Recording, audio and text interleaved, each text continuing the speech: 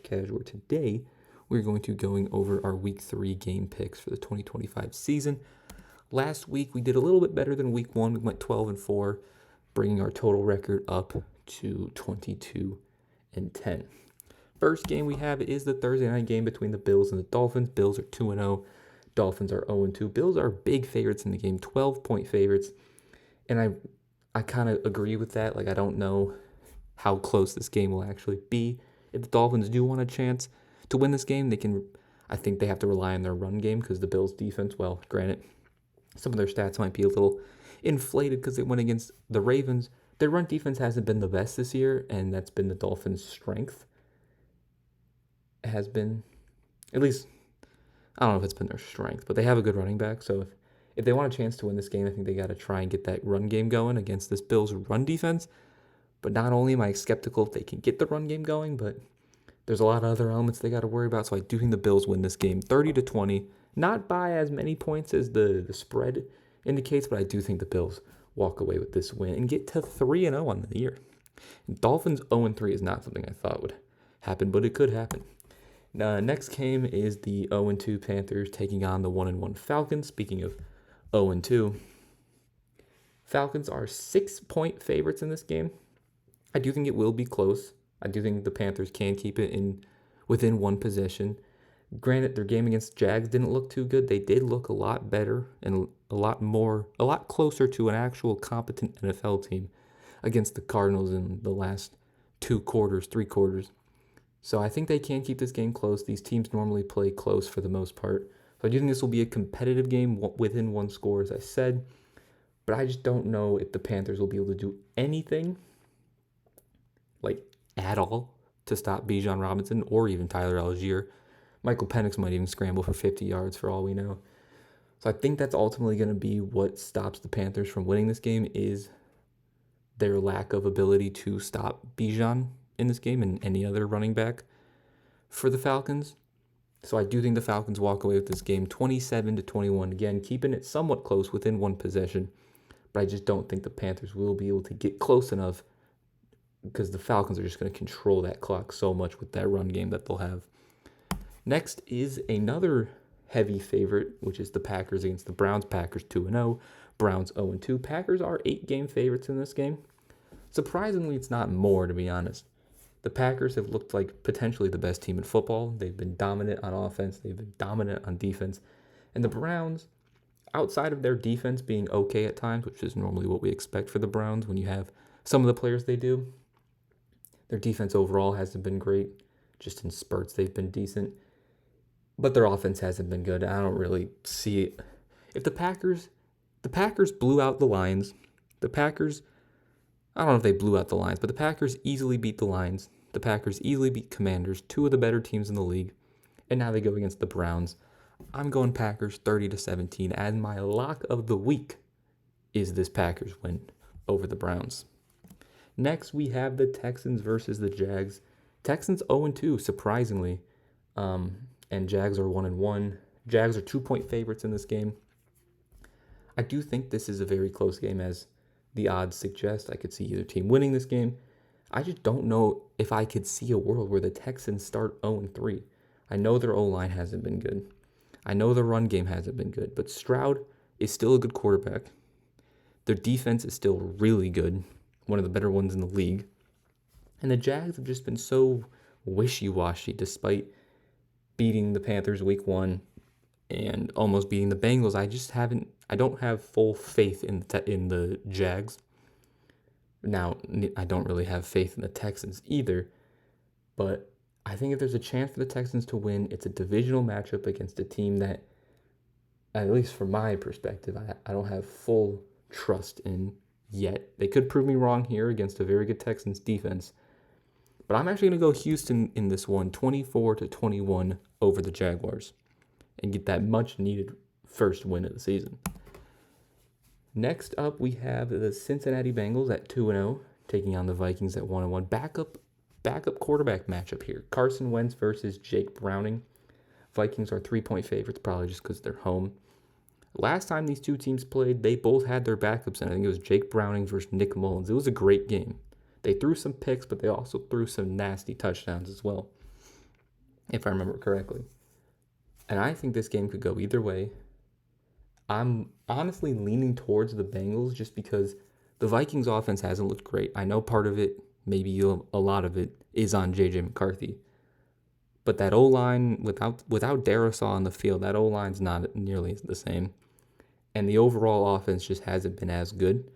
And they're going against the Bengals defense, which normally also hasn't been very good. But they've looked somewhat decent. I know they played the Browns and the Jags, but their defense has looked all right so far to start this season. And I think if they can contain Justin Jefferson to any extent and make sure Jordan Mason, because Aaron Jones is out this game, I'm pretty sure, make sure Jordan Mason doesn't have a good game. I think they can hold Minnesota enough and let Jake Browning play against, Vikings defense is good, but I think I'm just going to go with the backup quarterback that has more familiarity with the offense, and that's Jake Browning. So I'm going to go Bengals somewhat upset here over the Vikings, 27-24. Next, we have the Steelers versus the Patriots. Both of these teams are 1-1. Steelers are narrow favorites at 1.5 points, so it's basically a coin toss here. Patriots honestly have been they've been solid this year. Drake Mays looked good.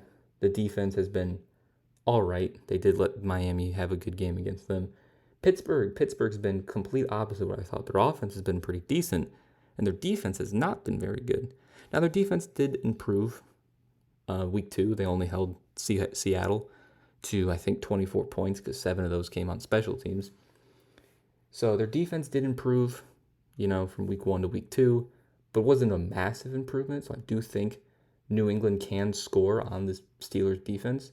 And I also think Aaron Rodgers and this offense can score against this Patriots defense because this Patriots defense is not as good as Seattle's defense is.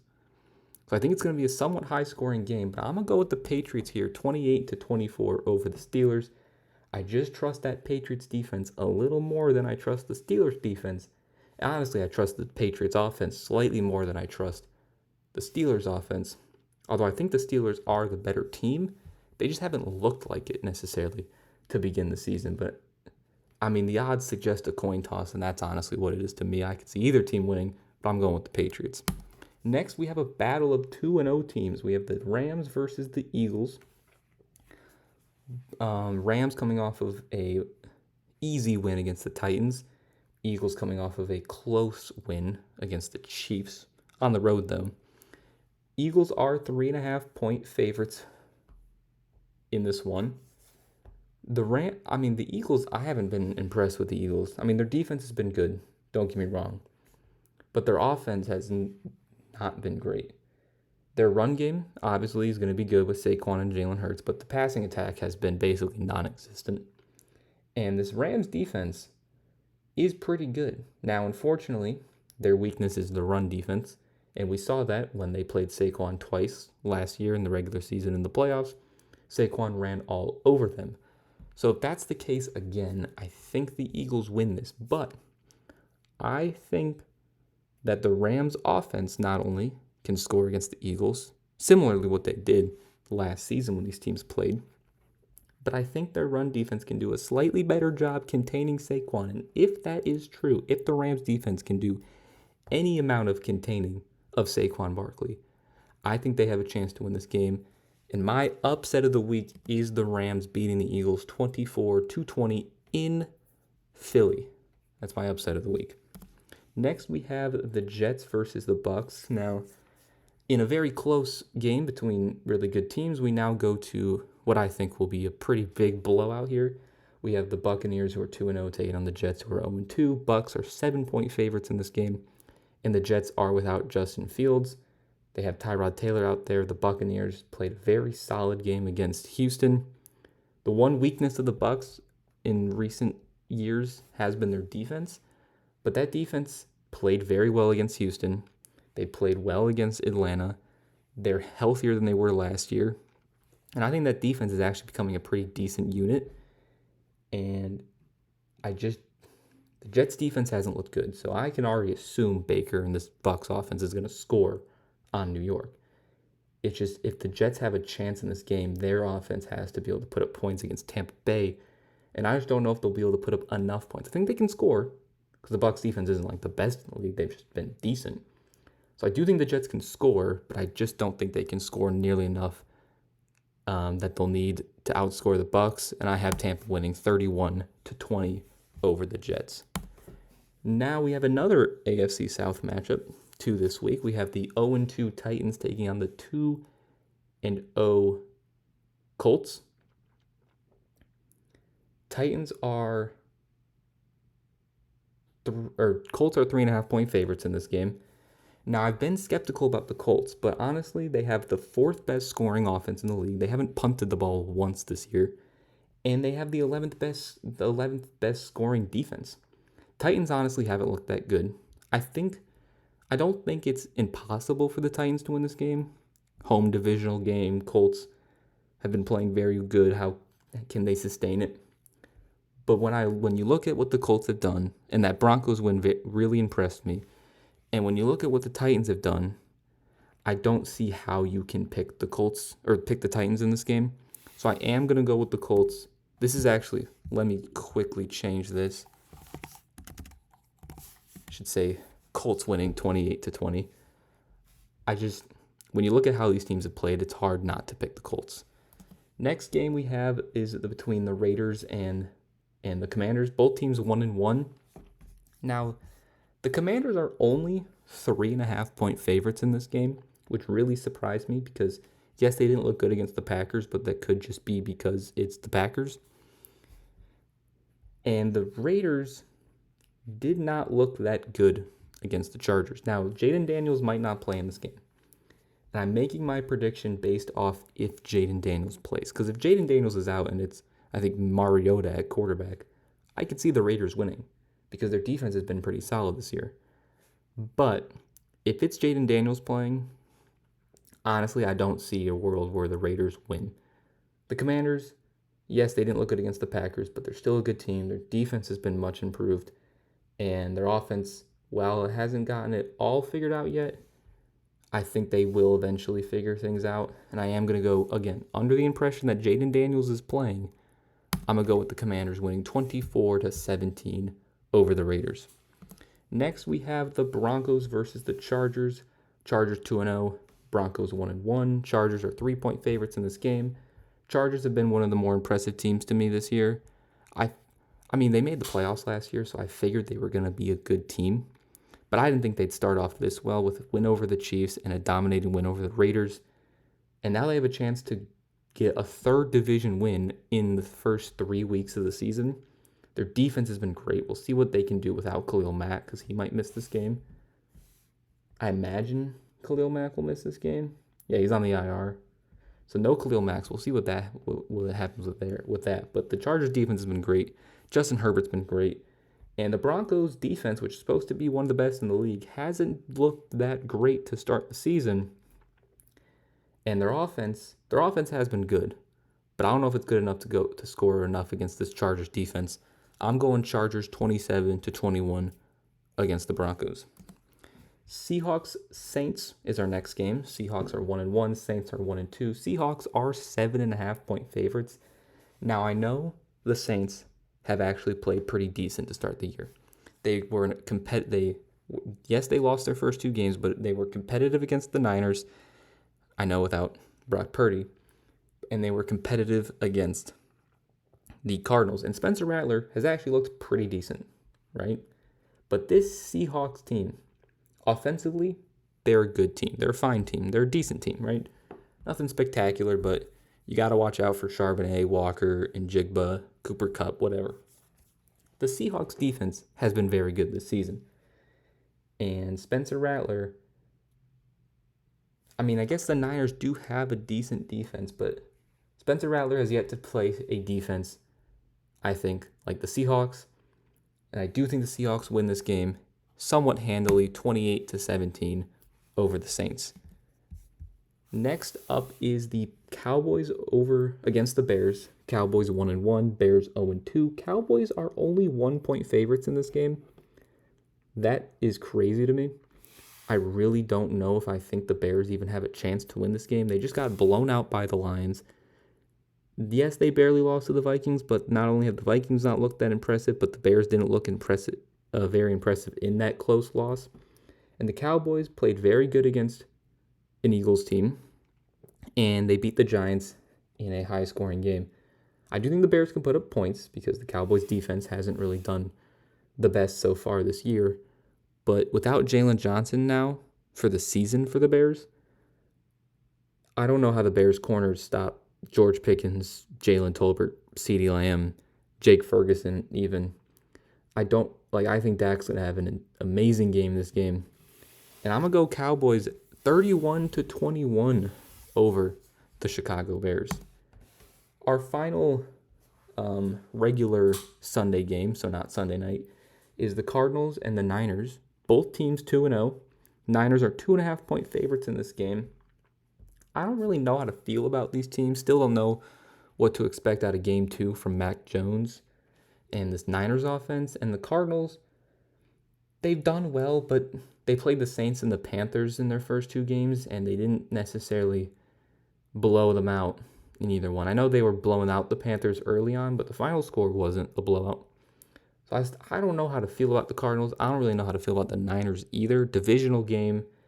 I normally like to lean towards the home team when it's a pretty even, balanced divisional game. But I like what I've seen from the Cardinals' defense. And I don't know if Mac Jones can go 2-0 as a starter for the Niners. So I'm going to go Cardinals 21-17 over the Niners. I just trust Kyler a little more than I trust Mac Jones. Now for our Sunday night game between the Chiefs and the Giants. Both teams 0-2. Who would have thought you'd say the Chiefs are 0-2? But I guess when you play the Chargers and the Eagles, it's not as surprising. Giants got easily beaten by the Commanders, but then they almost beat the Cowboys in Dallas. Chiefs are 6.5-point favorites in this game. The thing about this game is I want to pick the Giants because they played very well against the Cowboys, and the Chiefs' defense hasn't looked good, and I think Russell Wilson and this Giants' offense can score against the Chiefs' defense, but I just don't see a world where the Chiefs start 0-3. I just find it so hard to believe that the Chiefs would start 0-3, but I guess it's a possibility because they could realistically lose to the Giants. But I just think that this is the first time the Chiefs are playing a bad defense. I know the Giants have a good D-line, but overall they're the 27th scoring defense right now.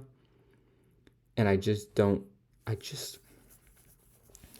the Chiefs and their slight advantage in talent is just going to help them win this game. I got Chiefs 30-24 over the Giants. And lastly, but not least, our Monday night game between the Lions and the Ravens. Both teams 1-1. Both teams lost coming to very good teams. The Lions losing to the Packers and the Ravens losing to the Bills. And then next week they blow out an inferior opponent with the Lions blowing out the Bears and the Ravens blowing out the Browns. So very similar teams, similar seasons so far for these two teams. Ravens are 5-point favorites. And again, the Lions didn't play that good against the Packers, but they improved significantly against the Bears in week 2. Ravens offense has looked, they've scored 40 points in both games, granted against the Bills and the Browns.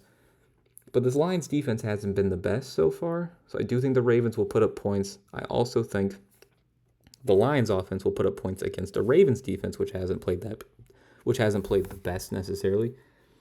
But I think with the Ravens being home, with Lamar having a good track record against the NFC, and with the Ravens just having a little bit more, I trust their offense and defense just a little bit more than the Lions do. With the Lions, I'm going to go Ravens 35-30 over the Lions. And that will conclude our game picks, our predictions for week 3 of the NFL season. If you enjoy, make sure to leave a like, subscribe if you're new, and comment down below some of your predictions for week 3's games. And I'll see you guys next time. Peace.